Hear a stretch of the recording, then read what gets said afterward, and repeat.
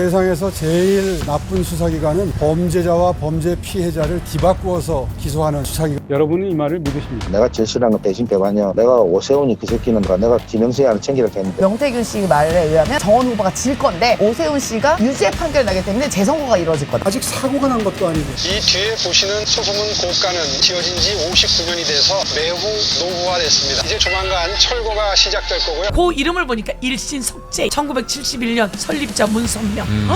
저게 통일교죠. 마곡에서 잠실까지 2시간 7분 걸리고 교통이라는 게 꼭 빨라야 되나요? 선박 건조 경험이 전혀 없는 업체를 선박 건조 업체로 선정하는 과정, 특혜 의혹, 많은 의혹들이 제기되고 있습니다.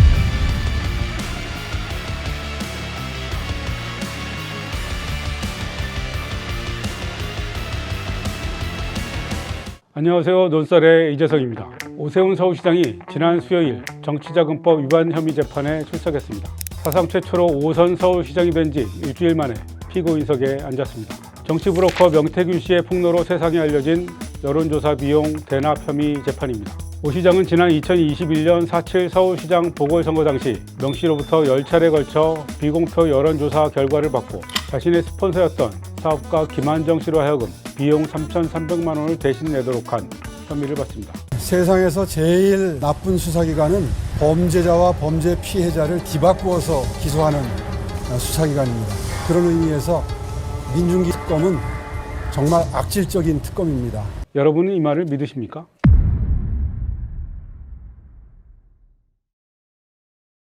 이른바 명태균 게이트가 터지기 전만 해도 오 시장은 국민의힘에서 가장 유력한 대권주자 중 하나였습니다. 특히 조선일보가 오 시장을 띄우려 노력했습니다. 하지만 명태균 게이트가 터지면서 닥쳤던 개신세가 됩니다. 오 시장에 대한 명 씨의 폭로가 나온 이후 오 시장은 스스로 대권 도전을 포기합니다. 당시 전국을 흔들었던 명태균 게이트에 연루된 것만 해도 타격이 큰데 비용을 스폰서가 대납했다는 것은 오 시장의 도덕성에도 치명타를 입히는 사안이었습니다. 명 씨는 오 시장에 대해 이렇게 말했죠. 나는 주변 사람 다 잘 됐으면 좋겠는데 내가 제일 싫어하는 건 배신 배반이야. 내가 오세훈이 그 새끼는 내가 김영수에 하나 챙기라 했는데 오세훈이는 가만히 있어도 대통령 될 수 있었거든요. 그래갖고 영감이 그리고 대통령 된 프랭까지 다 만들어줬거든요. 폰에서 올라온 놈하고 폐물된 김영선이가 지 만들었다는 소문이 나면은 쪽팔리니까 그래 사람을 하나 보내갖고 먼지털이 떠달라 하는 거라. 그래서 그 먼지털이에 온 사람이 내를 보고 다 보고 이건 아니다. 이 사람이 다 했는데 그래 그 사람도 오세훈을 10년 동안 뒷바라지 한 스폰서 100억짜리 별장도 있고 돈이 많은 사람이라 그 사람도 같이 먼지털이 됐어요. 오 시장이 명 씨 자신에겐 아파트를, 김영선 전 의원에겐 SH 서울도시주택공사 사장 자리를 약속했다고 명 씨는 주장합니다. 시장 되기 전엔 울면서 도와달라고 조아리더니 선거가 끝난 뒤엔 야멸차게 버려졌다고 합니다. 명 씨가 오 시장에게 이를 가는 이유일 겁니다. 6.3 지방선거 이틀 뒤인 지난 5일 명 씨는 자신의 페이스북에 이렇게 썼습니다. 오세훈 시장 당선 축하드립니다. 잔칫날 재 뿌리는 것은 아니지만 본인도 잘 알다시피 1심 유죄가 나온다. 경거망동하지 말고 자중자애해라.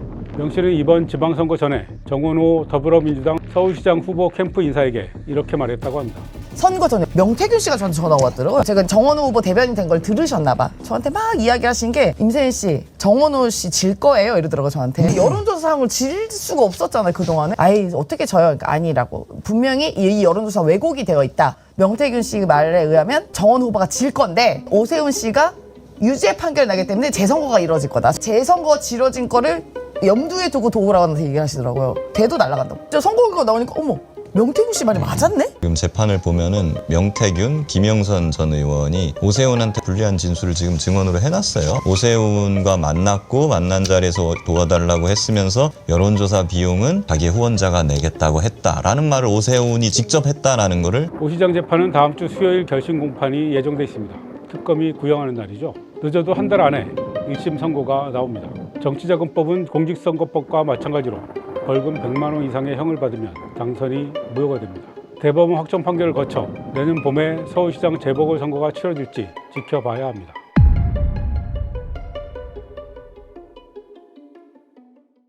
이번 선거 직전 중대한 안전 관련 이슈가 두 가지나 터져나왔죠. 참으로 공교롭지만 우연만은 아닌 듯합니다. 조직의 수장이 안전 문제에 얼마나 민감하고 관심이 있는지와 관련이 있기 때문입니다. 세월호 참사, 이태원 참사 등 대형 참사가 국민의힘 계열 정부에서 반복되는 이유도 같은 맥락이라고 볼 수 있습니다. 오세훈 시장도 안전 문제를 등한시하고 있습니다. 먼저 이 영상을 보시죠. 완전히 매뉴얼대로 원리 원칙대로 다 처리가 됐는데 국가철도공단에 11월, 12월 달에 3차례나 보고가 됐다는 겁니다. 아직 사고가 난 것도 아니고요.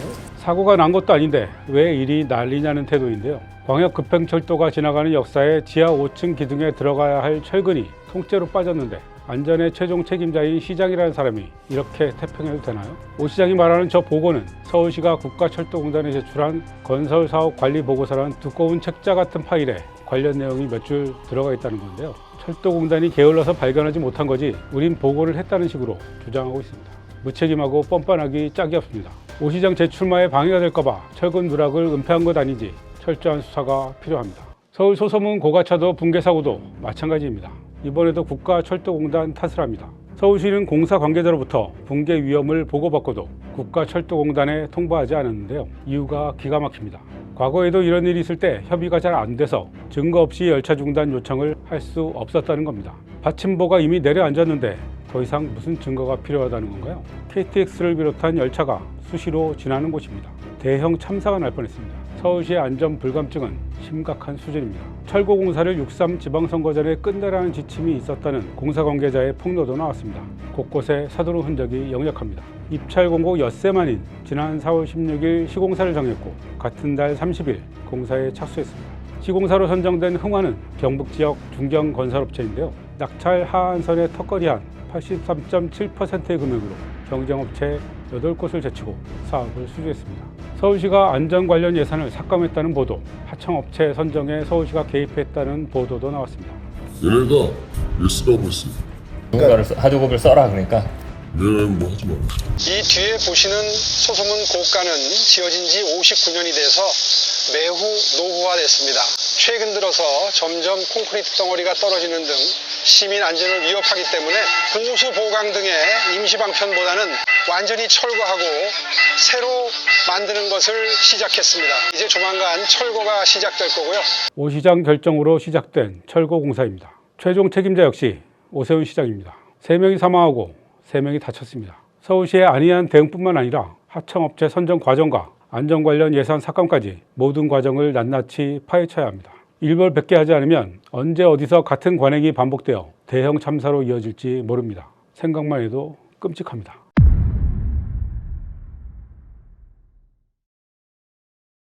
6.25 전쟁 당시 우리나라에 군대를 파견한 22개국의 감사를 표현한다며 광화문 광장에 세운 조형물이죠. 밭들어총 감사의 정원은 오 시장의 선거용 기획이었습니다. 본인의 우파적 정체성을 널리 알려서 지지자를 집결하려는 의도입니다.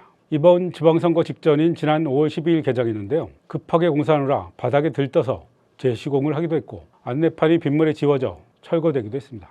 현장에 가보면 공교롭게도 반대편 미국 대사관을 향해 밭들어총 자세를 취하는 형상이라는 지적이 있는데요. 밭들어총이란 말은 오 시장이 직접 쓴 표현입니다. 지난해 자신의 페이스북에서 22개 참전국을 상징하는 빛기둥이 하늘로 솟아오르는 밭들어총 형태로 만들어진다고 설명했습니다. 애초 이 조형물은 해당 국가들로부터 석재를 공급받아 세우겠다고 했는데요. 대부분의 나라가 응하지 않아서 돈을 주고 돌을 사왔다고 합니다. 그런데 석재 수입을 담당한 업체가 통일교 산하기업이라는 사실이 드러났습니다.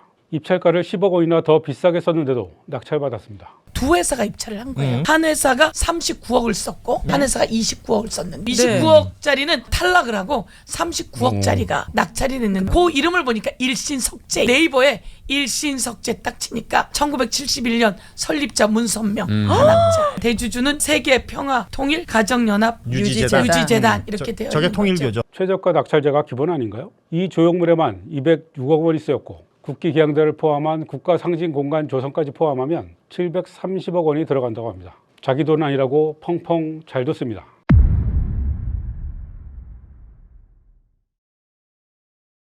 지금까지 들어간 돈만 1,500억 원에 이르는 한강버스는 또 어떻습니까? 출퇴근용으로 쓰겠다며 이름도 한강버스라고 지었는데 느려도 너무 느린 데다 선착장까지 환승하는 시간이 오래 걸려서 출퇴근용으로는 부적합하다는 결론이 난 상태입니다. 사람이 뛰는 속도보다 느리다는 지적도 있었습니다. 이에 대한 반응 또한 오 시장은 답습니다. 마곡에서 잠실까지 2시간 7분 걸리고 그리고 교통이라는 게 꼭 빨라야 되나요? 막대한 세금을 들여 출퇴근용이라고 사업을 시작해놓고 지하철보다 2배나 느리다는 지적을 받자 교통이 꼭 빨라야 하냐고 반문합니다. 이런 무책임한 사람이 1년 예산 51조 원이나 되는 서울시정을 4년이나 더 책임지게 됐습니다. 관광용으로 쓰면 되지 않냐고요? 기존 유람선도 겨우 적자를 면한 수준인데 중복 투자라고 할 수 있는 관광용 유람선에 1,500억 원을 투입한 셈이 됩니다. 오 시장은 지난 2007년에도 출퇴근 교통체증 해소를 명분으로 한강 수상택시 사업을 벌였는데요. 이용객이 없어서 결국 돈만 날리고 실패했습니다. 그런데도 택시를 버스로 키워 더 큰 규모로 일을 벌인 겁니다. 게다가 SH 서울도시주택공사가 한강버스에 대출해준 돈만 876억 원이고 은행 대출 500억 원에 사실상 빚 보증을 서기도 했습니다. 오세훈의 서울시가 시민의 세금으로 빚 보증을 서준 게 최악이라는 겁니다. 과거에 실패했던 수상택시 그때도 하루 평균 112명으로 예측치는 10분의 1 수준에 머물고 있다라고 발표됐습니다.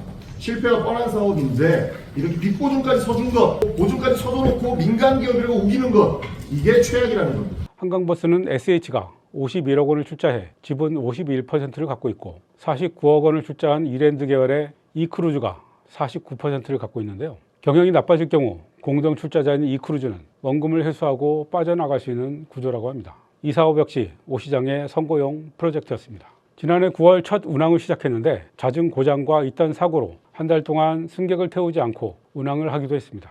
너무 서두른 겁니다. 합동 점검에서 지적된 안전 문제만 120여 건, 사고는 약 20차례에 달합니다. 한강버스 선박의 설계와 구조도 문제입니다. 일반적으로 한강과 같은 저수심에서는 밑바닥이 평평한 평저선 선박을 사용하도록 되어 있습니다. 한강 유람선이 그렇습니다. 하지만 한강버스는 왜인지 바다에서나 쓰이는 쌍동선 선박입니다. 그렇기 때문에 한강버스는 수심이 조금만 변해도 또다시 강바닥에 닿을 수 있어 사고 위험이 큽니다. 선박 건조 경험이 전혀 없는 업체를 선박 건조 업체로 선정하는 과정, 특혜 의혹, 많은 의혹들이 제기되고 있습니다. 어떻게 하는 일마다 이 모양인가요? 그야말로 마이너스의 손 아닌가요? 선박 건조업체 선정 특혜 의혹도 규명해야 하지 않겠습니까?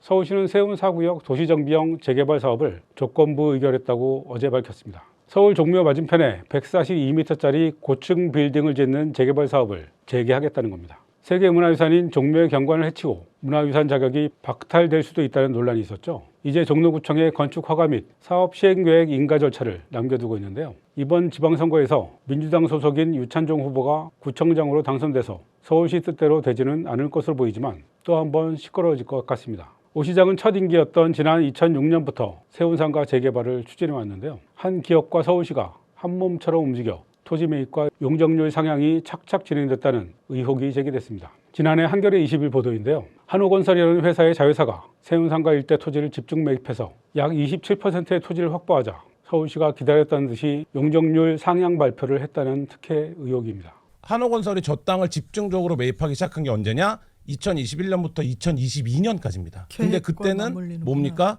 오세훈 시장이 돌아오고 난 다음이죠. 그때는 아직 용적률 상향 계획이 발표되기 전입니다. 전에 미리 저렇게 땅을 확보했다. 그렇죠. 토지 매집이 이루어지고 서울시에 정책 변화가 생깁니다. 근데 이 정책 변화에 대해서 서울시는 뭐라고 설명하고 있냐? 토지주들이 이걸 요청했어. 이렇게 그냥 설명을 했어요. 맞아요. 시민들이 원하는 것처럼. 자, 그 토지주 모임의 실체가 바로 한호건설입니다. 그러면 이게 뭐가 되는 겁니까? 업자가 요구를 하고 서울시는 그거를 받아서 용적률 상향을 시켜준 거죠. 그래서 지금 뭐 그 140m가 얘기가 나오기 시작한 거죠. 한겨레 20일 보도로 논란이 커지자 한호건설은 이 사업을 포기하고 토지를 매각하겠다고 밝혔습니다. 그런데 아직 토지가 매각됐다는 보도는 없습니다. 오 시장 연임 성공 이후 슬그머니 다시 돌아오는 것 아닐까요? 아무튼 지켜봐야겠습니다. 특혜 의혹도 더 파헤쳐야 합니다.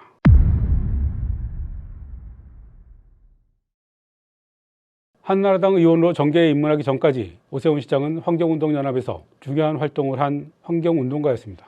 인천 경남아파트 주민들의 일조권 소송을 승리로 이끌면서 당시만 해도 생소했던 일조권 개념을 세상에 널리 알렸습니다. 이를 계기로 환경운동연합에 합류해 시민상담실장과 법률위원장으로 활약하다 MBC 생방송 오변호사 배변호사라는 프로그램으로 전국적 스타가 됩니다. 광고 모델이 될 정도로 인기가 있었습니다. 이때 돈의 맛을 알게 된 걸까요? 한나라당과 새천년민주당 양당 모두의 러브콜을 받은 오세훈은 한나라당을 선택합니다. 누군가 저에게 오세훈을 한마디로 표현하라면 무능한 이명박이라고 답하겠습니다. 오세훈은 이명박이 되고 싶어 했습니다. 이명박은 사악하지만 유능했죠. 서울시장 시절 청계천 복원과 버스 전용 차선 도입, 서울광장으로 인기를 얻어 단박에 대통령이 된 이명박처럼 되고 싶어 했습니다. 서울시청 재건축과 관련해 문화재위원회와 갈등이 생기자 등록문화재인 서울시 청사를 기습적으로 파괴하기도 합니다. 환경운동 경력이나 양심 따위는 쓰레기통에 처박은 지 오래입니다. 그런데도 오 시장은 10년이 넘는 재직 기간 동안 기억에 남는 치적 하나 남기지 못했습니다.